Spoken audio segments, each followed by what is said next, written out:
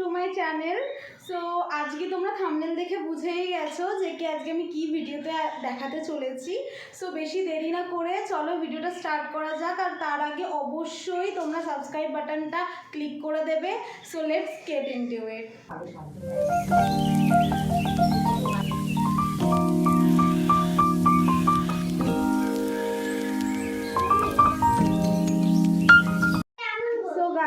এটা হলো আমার ককটেল। ওর বয়স হলো সবে 3.5 মাস। আর ওকে আমি একদম ফুল টেম, তোমরা দেখতেই পাচ্ছ। কি দেখো, ফুল টেম, এই যে ও ফুল টেম। আর ওকে আমি স্টেপ আপ করা সব কিছু আমিই শিখিয়েছি। তার মানে দেখো, স্টেপ আপ স্টেপ আপ। এই যে ও একটু ছোট বলে এখনো কম বুঝছে, কিন্তু খুব ইজিলি স্টেপ আপ করে। দেখো, এই দেখো।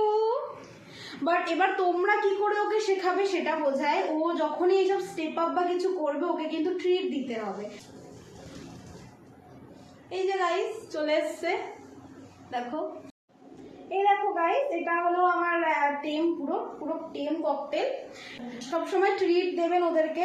ট্রিট মানে যেমন বলতে গেলে ওদের যেটা প্রিয় খাবার, যেটা তুমি সবসময় দিতে পারবে না বাট মাঝে মাঝে দিতে হবে, তো সেইগুলো দিতে হবে। আমি ওকে সবসময় sunflower seeds as a treat দিই।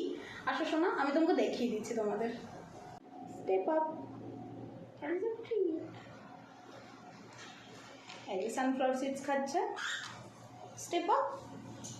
ওদেরকে স্টেপ আপ করানোর জন্য ওদের পায়ের কাছে হাত রাখতে হবে।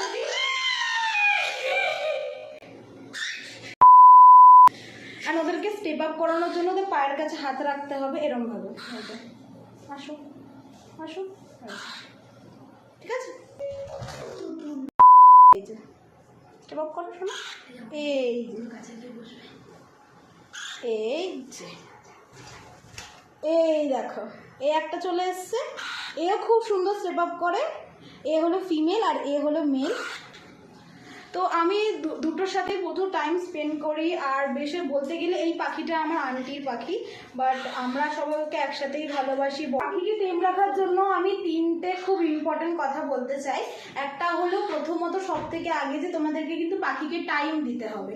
পাখিকে কিন্তু দিনে 4 থেকে 5 ঘন্টা টাইম দিতে হবে। আর যদি সেটা হ্যান্ড ফিডিং বেবি হয় তাহলে কিন্তু তোমাদেরকে দিনে ওদেরকে 4 থেকে 5 বার হ্যান্ড ফিড করাতে হবে।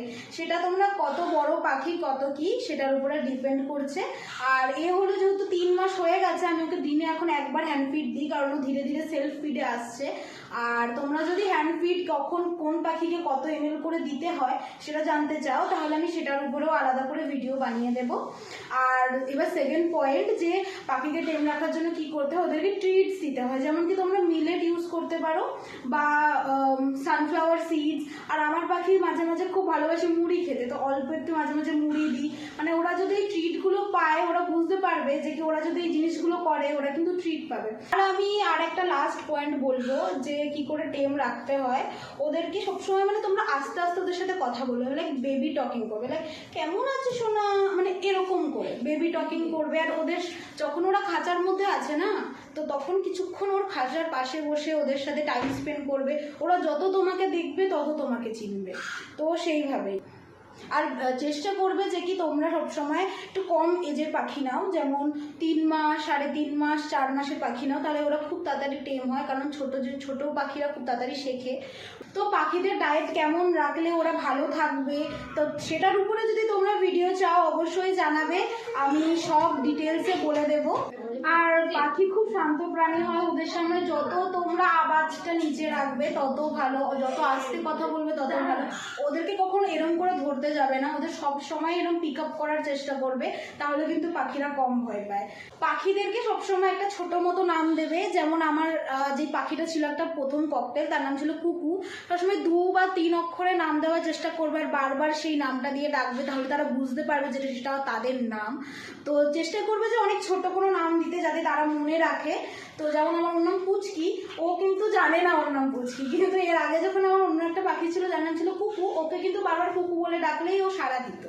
তাই সবসময় চেষ্টা করবে ওদেরকে ওই নাম দিয়ে ডাকার, বারবার জিনিসটা ওর নামটা বলার ওদের সামনে, তাহলে ওদের ওই যেটার জিনিসটা মাথায় থেকে যাবে। তাহলে আজকের জন্য এতটাই। যদি কোনো কোশ্চেন্স থাকে কমেন্টে বলে দেবে, আমি অবশ্যই অ্যান্সার করে দেবো। আর যা যা তোমরা জানতে চাও ফার্দার ডিটেলস আমাকে জানিও, আমি তার ভিডিও বানিয়ে দেবো। বাই।